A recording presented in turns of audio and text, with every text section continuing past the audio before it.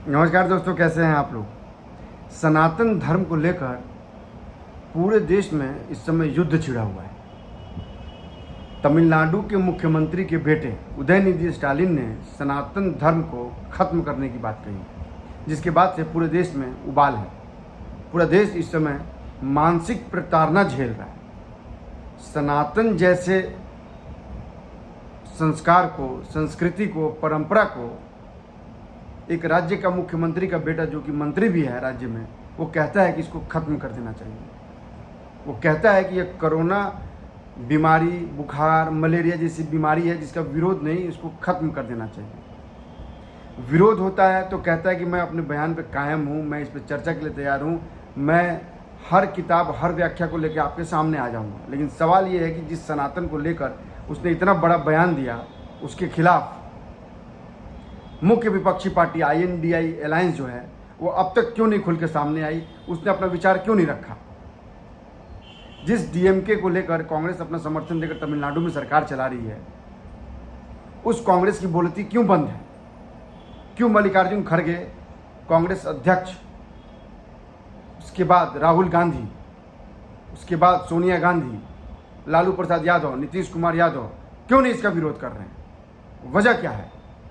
इसकी वजह है आज हम आपको बताएंगे। इस वीडियो का में हम आप उसका एनालिसिस करेंगे, उसके बारे में डिटेलिंग करेंगे आपको। दरअसल क्या है कि यह एक सोची समझी साजिश है, ये सोची समझी राजनीति है, सोची समझी रणनीति है।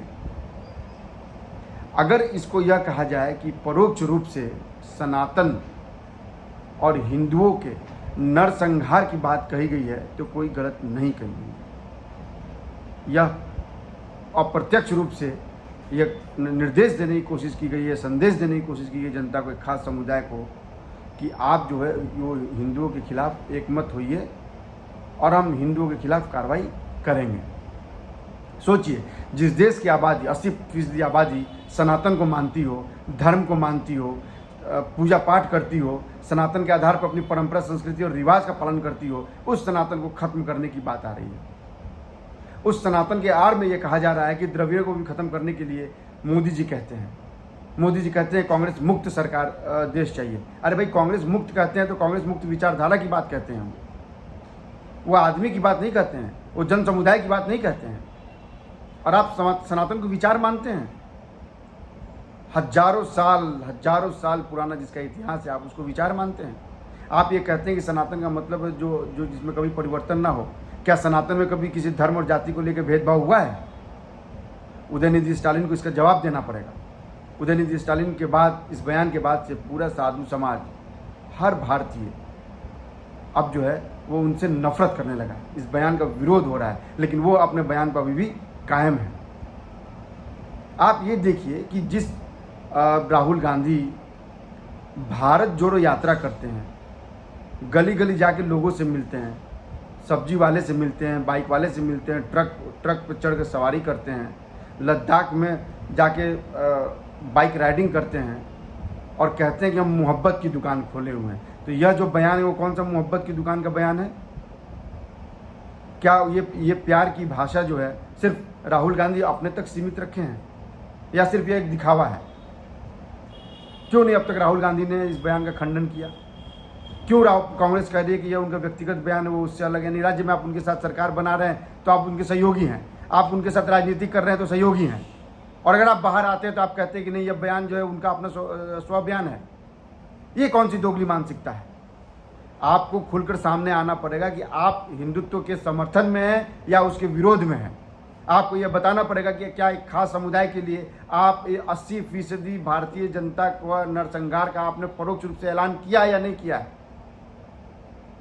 आपको यह बताना पड़ेगा देश की जनता को। आप चुनाव के मद्देनज़र या निचले स्तर की जो राजनीति कर रहे हैं, इसका कितना असर देश पे पड़ेगा, विदेशों में क्या इमेज जाएगी भारत की।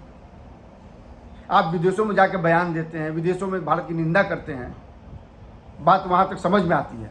बोलने की स्वतंत्रता है, लेकिन बोलने की स्वतंत्रता का यह मतलब नहीं, अधिकार का मतलब यह नहीं है कि आप सनातन पर सवाल उठाएंगे, आप परंपरा पर सवाल उठाएंगे, आप संस्कृति पर सवाल उठाएंगे, आप लोगों की धार्मिक आस्था पर सवाल उठाएंगे। और ऐसा पहली बार नहीं हुआ है। आप देखिए, विपक्ष INDI अलायंस में जितनी भी पार्टियां शामिल हो, RJD, आम आदमी पार्टी, DMK, कांग्रेस, इन सब ने सनातन को लेकर जोरदार बयान दिया है। यह बयान और यह आज का बयान नहीं है, ये लगातार पिछले 6 महीने से ये लोग सनातन पे लगातार हमला कर रहे हैं और इसी आधार पे ये कह रहे हैं कि हम एकजुट हैं। इसी आधार पे ये कह रहे हैं कि हम देश का जो 60% जनता है वो इनके साथ है, उनके लिए यह मंच बना हुआ है। आप चुनाव को लेकर इस तरह की राजनीति करेंगे, यह सोच है आपकी? इतनी निम्न स्तर की सोच हो गई है। आप ये सोचिए कि एक राज्य का मुख्यमंत्री, तमिलनाडु राज्य का मुख्यमंत्री का बेटा जो खुद मंत्री है, वो बयान देता है। बयान देने के बाद कहता है कि भीमराव बाबा साहब अम्बेडकर और पहली की किताब का आधार बनाया, कहता है कि हम इसमें व्याख्यान से ग्रंथों को हम व्याख्या करने के लिए तैयार हैं। खुले मंच पे वो चुनौती देता है। वो खुले मंच पे कहता है कि हम सनातन को खत्म किए, सनातन जो है कोरोना बीमारी की तरह है, इसका विरोध, इसको खत्म करना चाहिए। क्या मानसिकता है इनकी? और इसी आधार पर ये देश की राजनीति करने चले हैं।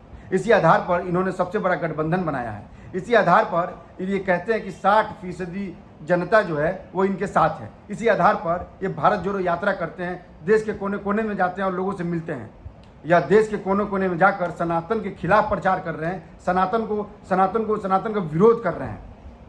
आप मोहब्बत की दुकान की बात करते हैं, आप लोगों से मिलते हैं, आप लोगों से मिलने जाते हैं, कॉलर में कैमरा लगा के जाते हैं, आपकी कैमरे की टीम जाती है, आप धान की खेत की रुपाई करते हैं, वहाँ भी आपकी टीम पहुँचती है। या क्या प्रोपेगेंडा आप कर रहे हैं? आप नैरेटिव नहीं, प्रोपेगेंडा फैला रहे हैं।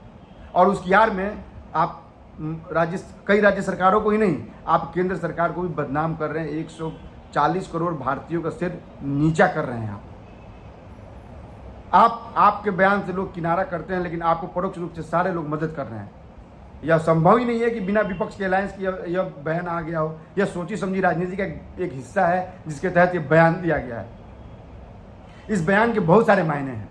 ये लगातार जो है देश में एक नफरत का माहौल पैदा करने की कोशिश की जा रही है और उसकी आड़ में केंद्र सरकार को बदनाम करने की कोशिश की जा रही है कि केंद्र सरकार जो है वो नफरत भरी बयान देता है। आप हाल ही में देखिए, राहुल गांधी लालू यादव से मिलने जाते हैं, उनके घर पे मीट भात खाते हैं और सवाल पूछते हैं कि क्या देश में जब इकोनॉमिक स्थिति कम होती है तो बीजेपी हिंदू मुस्लिम करती है। आप कौन सा हिंदू मुस्लिम नहीं कर रहे हैं? आपने तो हिंदुओं के खिलाफ एक तरह से एजेंडा चला दिया। आपने हिंदुओं के खिलाफ एक तरह से परोक्ष रूप से सनातन धर्म को खत्म करने की बात कह दी। तो कौन से धर्म को अपनाया जाए? किस परंपरा को अपनाया जाए? सरकार का काम, विपक्ष का काम यह होता है कि सबका साथ सबका विकास करे, वो सबको लेकर चले, किसी की धार्मिक आस्था पे सवाल ना उठे, ना उसे चोट आए। आप लगातार ऐसे बयान दे रहे हैं, आपकी पार्टियां लगातार ऐसे बयान दे रही हैं, एक नफरत का माहौल क्रिएट किया जा रहा है। आप चीन की आड़ में, आप विदेशी ताकतों की आड़ में या जो राजनीति कर रहे हैं, इसका खामियाजा 140 करोड़ जनता को भुगतना पड़ेगा। आपको यह बताना पड़ेगा, आपको यह बयान देना पड़ेगा सामने आके कि आखिर सनातन के आप पक्ष में हैं या विरोध में हैं। आप 370 पे जनमत संग्रह कराने की बात करते हैं, आप रेफरेंडम कराने की बात करते हैं, फिर सनातन में क्यों नहीं रेफरेंडम आप कराते हैं? आप क्यों नहीं देश की जनता से पूछते सनातन के प्रति उनका क्या विचार है?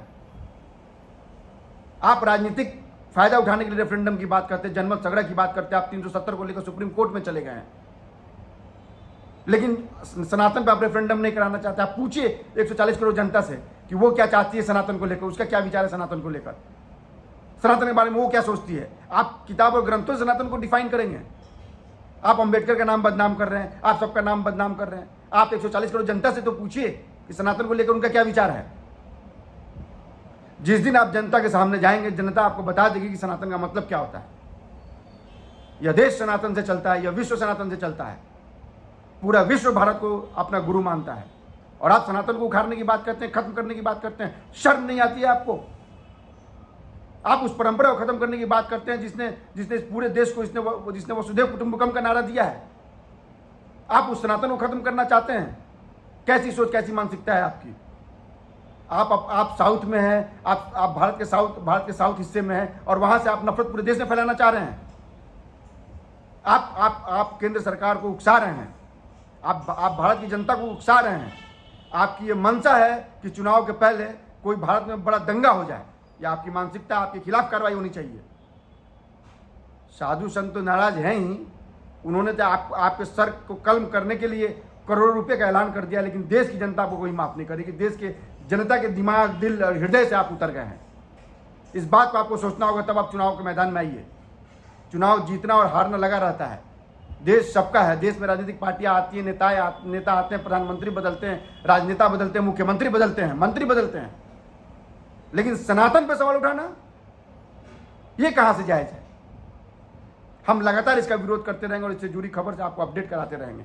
आप हमारे वीडियो को लाइक कीजिए, सब्सक्राइब कीजिए, शेयर कीजिए और कमेंट भी जरूर कीजिए, क्योंकि आपके कमेंट बहुत इंपॉर्टेंट है। सनातन पर आपके कमेंट बहुत इंपॉर्टेंट है, क्योंकि यह देश का सवाल है, यह सनातन के सवाल है, यह परंपरा का सवाल है। इसलिए इस पर आपके विचार जानने बहुत जरूरी है। नमस्कार।